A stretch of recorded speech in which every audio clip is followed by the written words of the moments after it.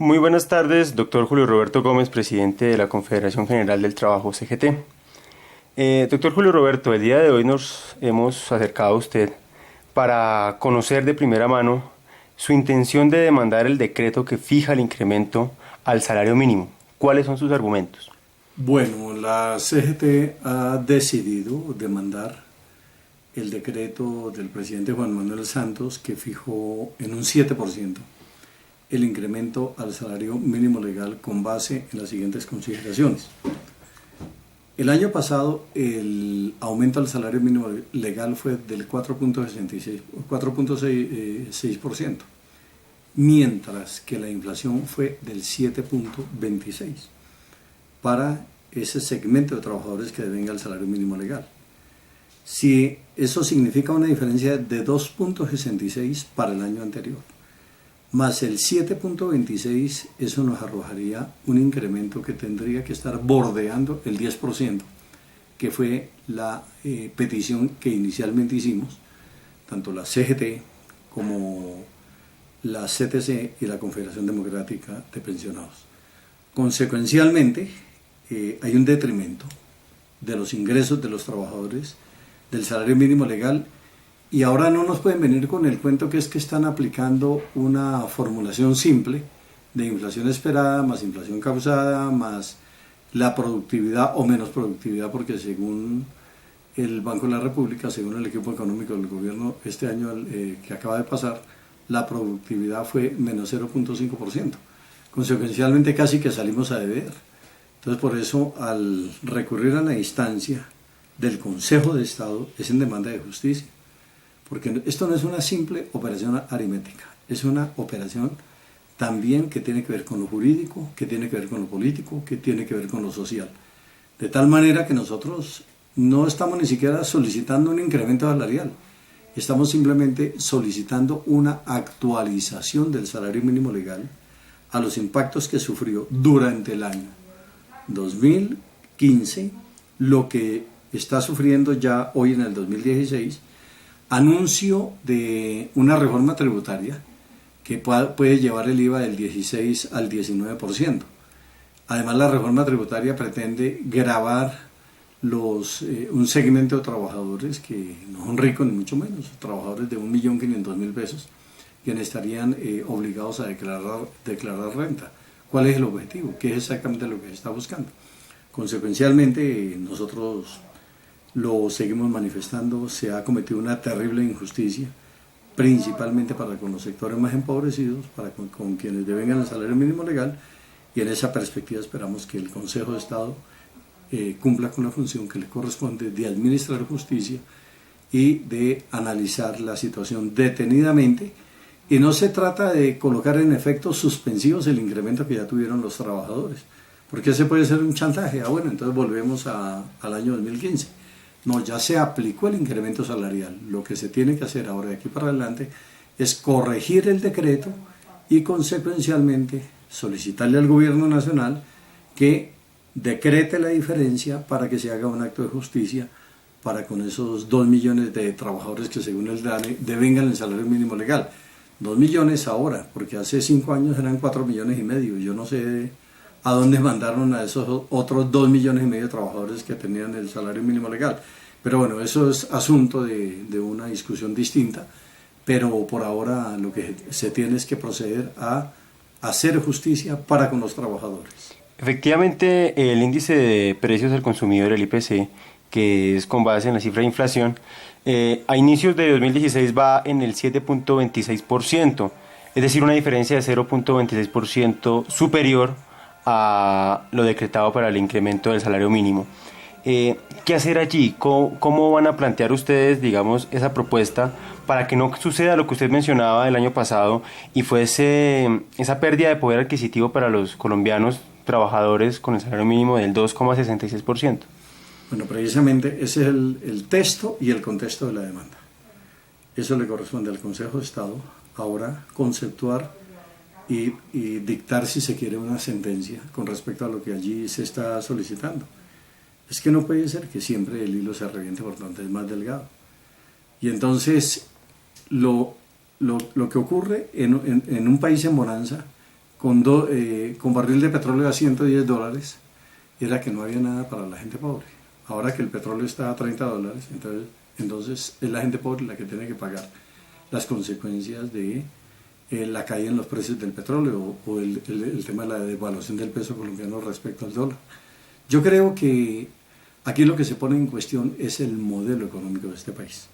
Un modelo económico que es profundamente injusto, un modelo económico que definitivamente no consulta la realidad que vive la inmensa mayoría de la clase trabajadora colombiana, con ingredientes sumamente graves. No solamente que ahora el IVA pretenden llevarlo del 16 al 19%, sino que además de esto, ya en lo que va corrido el año, lo poquito que va corrido el año, ya las alzas se comieron el incremento en el salario mínimo legal.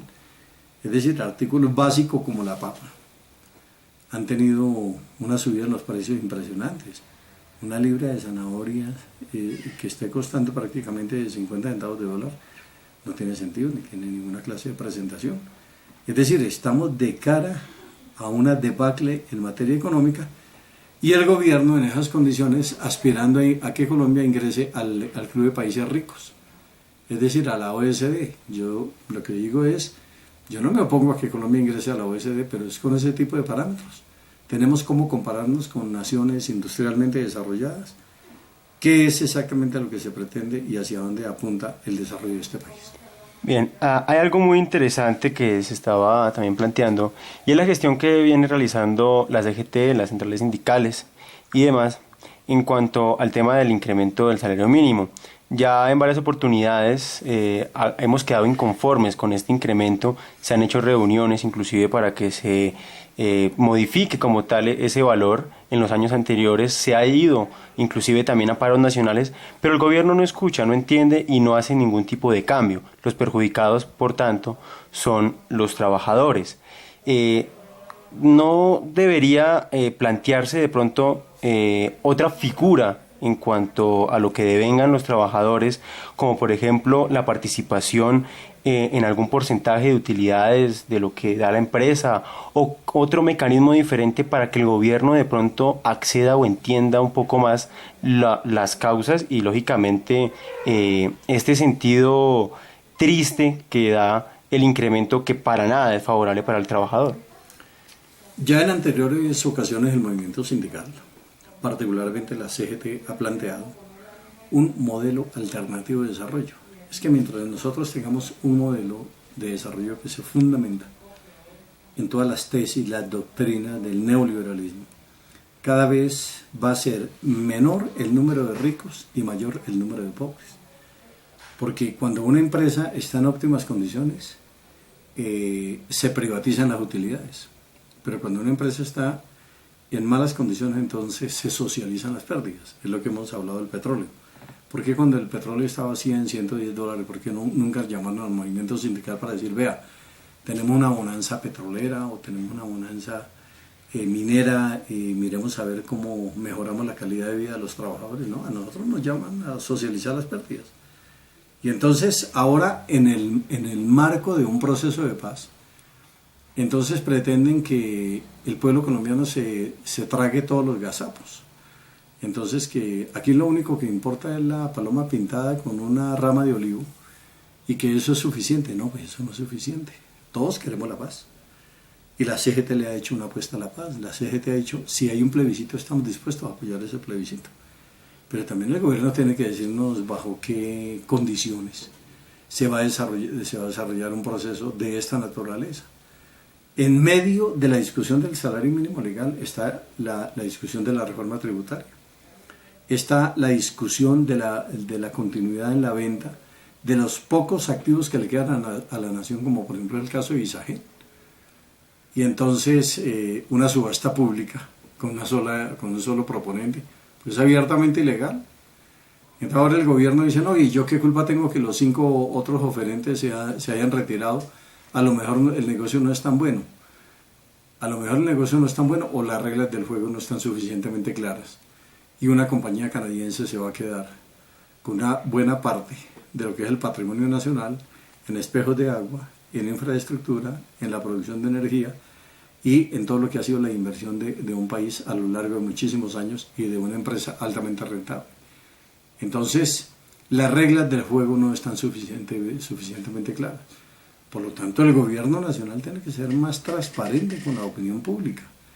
El problema de la paz no es solamente el tema de una paloma con el ramo de olivo, sino que el problema de la paz también es con justicia, es viendo cómo se le devuelve a la gente lo que se le ha arrebatado.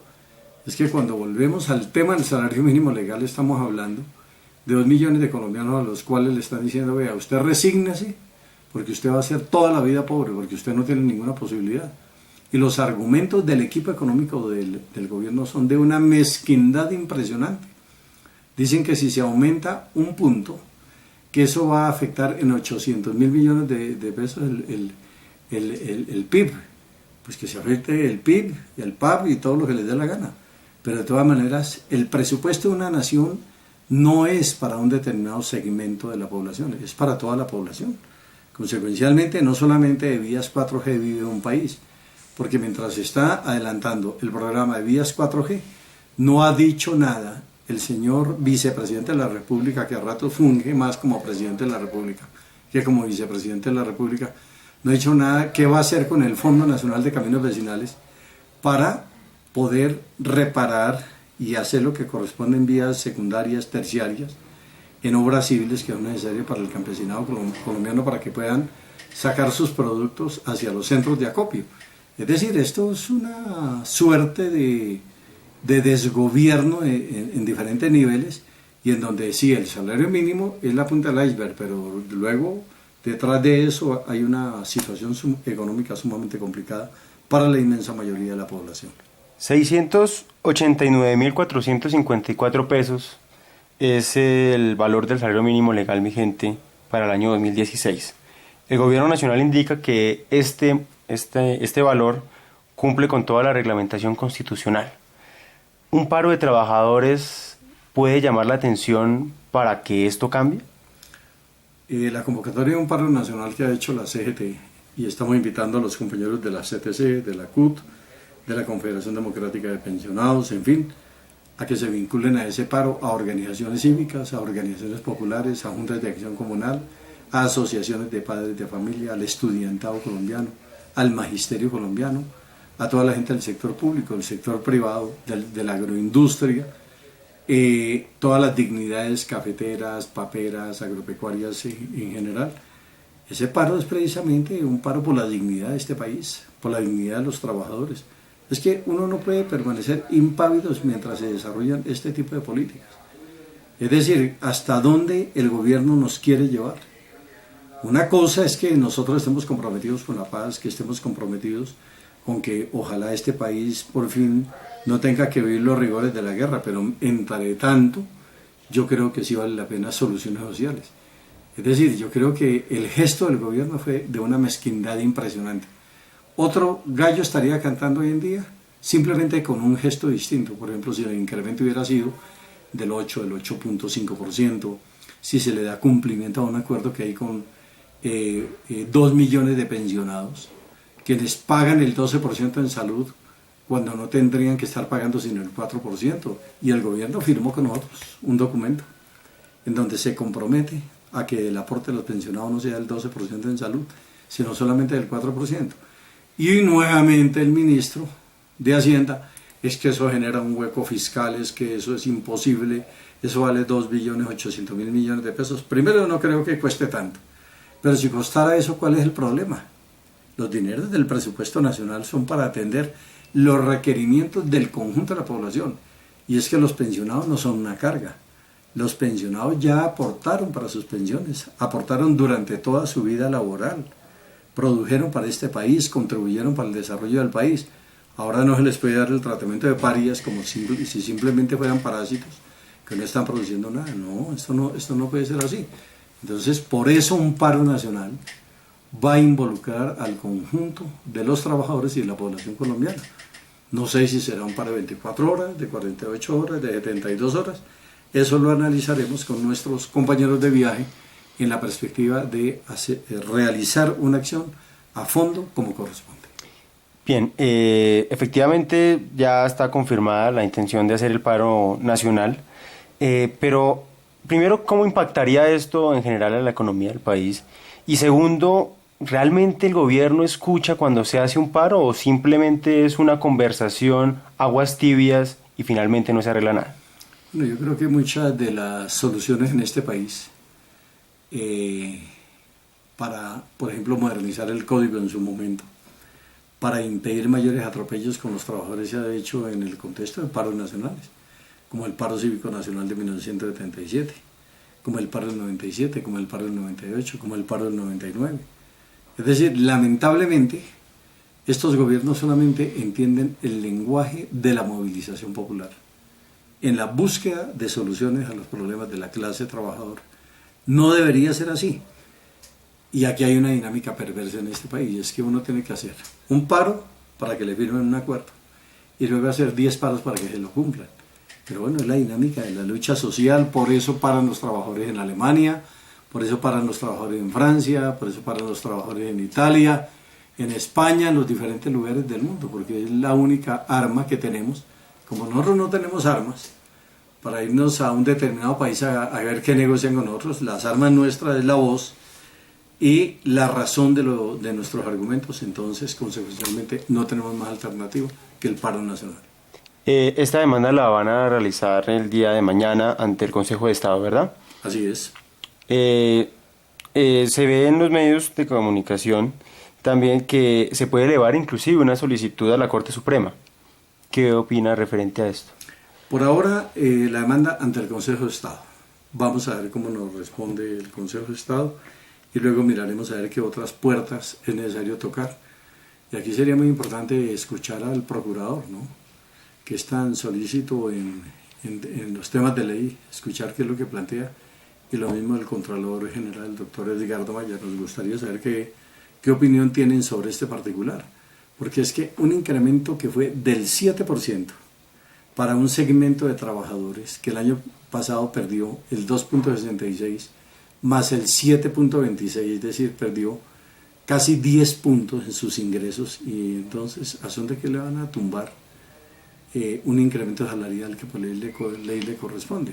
Por lo tanto, yo también espero el pronunciamiento de los organismos de control en el país. ¿Para cuándo tiene previsto el paro? No. ¿O para cuándo se está convocando o apenas lo están revisando? No, apenas se está dialogando con las centrales obreras y yo creo que ojalá antes de finalizar el mes ya tengamos una fecha. Bien, para ir concluyendo ya, doctor Julio Roberto, ¿qué opinión le merece? Ya lo había tocó una parte muy pequeña de la entrevista, pero a nivel macro, ¿qué opina sobre la propuesta del gobierno nacional, como usted lo mencionaba, sobre la venta de Isagen? Algo que es patrimonio de los colombianos y que, lógicamente, en esta coyuntura que está proponiendo, digamos, el gobierno nacional, solamente hay un oferente, no hay libre competencia y además, como ya lo mencioné anteriormente, es un patrimonio que le pertenece a los colombianos. ¿Qué posición toma, digamos, la CGT? Los gobiernos de nuestro país se han caracterizado por ser profundamente privatizadores y por acabar con el patrimonio nacional. Han venido hipotecando los servicios públicos, los acueductos, han venido privatizando las plazas de mercado, hubo intentos hasta de privatizar las cárceles, en fin. Y entonces el tema de la venta de Isagen, que el año pasado, si no estoy mal, tuvo utilidades en el orden de 800.000 millones de pesos, que entregar Isagen es entregar miles de hectáreas de la mejor tierra del país, bosques, espejos de agua, nacimientos de agua, y la producción de un recurso estratégico para cualquier país como es la energía. Entonces, ¿a son de qué? A son de llevarlo a gasto público, a son de llevarlo a vías 4G, a son de cubrir déficit fiscal. No han sido suficientemente claros sobre ese particular. Pues no estamos de acuerdo. Nos parece que se está cometiendo un delito.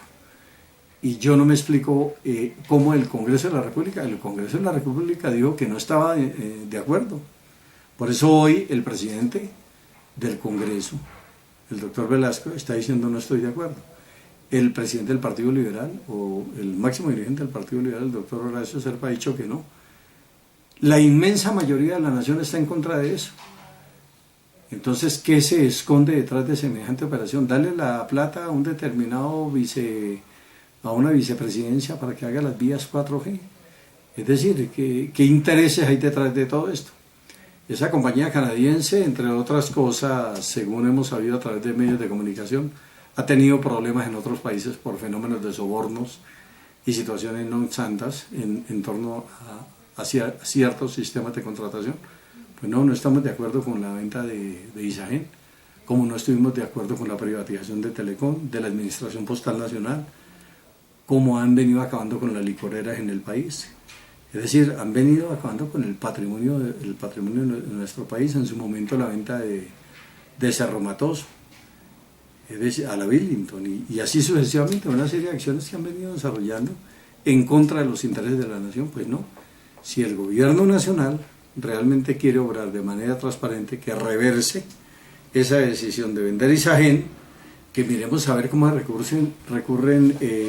se consiguen recursos en alianzas público-privadas, por ejemplo, para la construcción de las vías 4G. Sí, el desarrollo se necesita. Y si hay que construir puertos, aeropuertos, autopistas, túneles, todo lo que se requiere para el desarrollo del país, bienvenido. Pero para eso podemos conseguir alianzas público-privadas con otros países que tienen los recursos, que tienen la forma de desarrollar estas obras, y no acabando con el patrimonio nacional. Bien, ahí en ese punto, ya que lo mencionaba el doctor Julio Roberto, de las alianzas público-privadas, también en el sector cooperativo hay una inmensa probabilidad de participar, como lo ha denominado el doctor Carlos Acero, con las APPS, Alianzas Público-Privadas Solidarias. Para concluir, doctor Julio Roberto, enviémosle un mensaje a todos los trabajadores, a todas las centrales obreras, a todas las personas que ven esa entrevista a través de Ecosolidario, enviándoles como tal un mensaje de esperanza en relación a los temas que está viviendo en este momento el país, a lo que está afectando lógicamente la devaluación del peso con el incremento del dólar, el bajo nivel en los precios del petróleo, lógicamente el calentamiento global, el fenómeno del Niño, todo esto que afecta y que lógicamente está llevando este país también a una crisis económica. ¿Qué mensaje le puede dar usted a ellos? Bueno, primero que todo al movimiento cooperativo, agradecerle toda la gestión que realizó junto con nosotros en la defensa de Salucop. Salucop es el raponazo más brutal del cual yo tenga conocimiento en 44 años de actividades como sindicalista. Un raponazo al movimiento cooperativo. Y la quebraron vía la intervención del Estado, vía el establecimiento de políticas dictatoriales por parte del gobierno, del Ministerio de Salud, y la quebraron para luego subastarla sin ser de su propiedad. Alguien se tendrá que ocupar de estas demandas, incluida la Comisión Interamericana, ante quienes se ha elevado la denuncia correspondiente. Y el llamado a los cooperativistas, a los sindicalistas, a toda la clase de trabajadores, a que no nos quedemos quietos.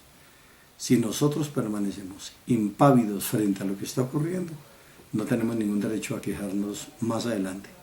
Y si hay, como en efecto seguramente lo va a haber, la convocatoria de un paro nacional, que toda la gente se vincule a ese paro nacional, que toda la gente se exprese en las calles pacíficamente como corresponde. No necesitamos lanzar ni una sola bomba molotov, no necesitamos ningún encapuchado, ninguna marcha, no necesitamos ningún acto vandálico, no necesitamos romper una sola vitrina, no necesitamos agredir a la policía, simplemente expresar la inconformidad por las medidas que ha venido adoptando el gobierno. Y bueno, el mensaje es de esperanza y de seguir trabajando por una Colombia totalmente distinta. Muchas gracias, doctor Julio Roberto. Gracias a ustedes.